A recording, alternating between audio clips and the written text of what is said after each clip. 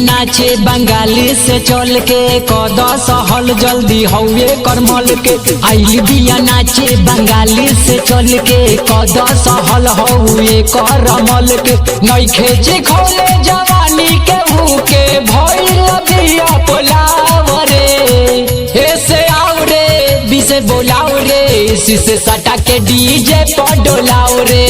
ऐसे आओ रे बिसे बोलाओ रे शीशे सटा के डीजे पर डोलाओ रे।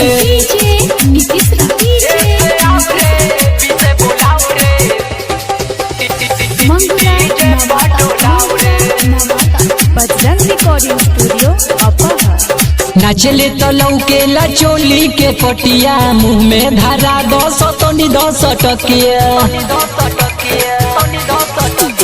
नाचले तो लौकेला चोली के पटिया मुँह में धरा 10 तनी 10 टकिया। शहर डोलेला हो पतरी कमर डोलेला जब नाचले तो नीचावा ऊपर डोलेला। जागल बाटे ताव हमर भाव डाली देखाव रे। ऐसे आओ रे बिसे बोलाओ रे शीशे सटा के डीजे पर डोलाओ रे। ऐसे आओ रे बिसे बोलाओ रे शीशे सटा के डीजे पर डोलाओ रे।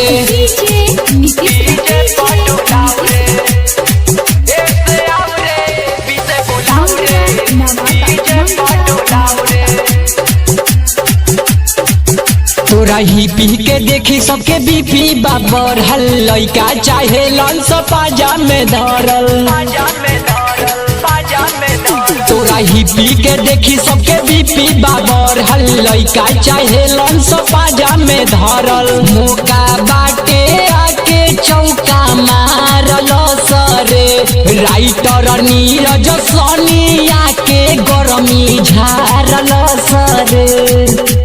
नौलेस निराला राजू पूछे का बात तोरो भाव रे। ऐसे आओ रे बिसे बोलाओ रे शीशे सटा के डीजे पर डोलाओ रे।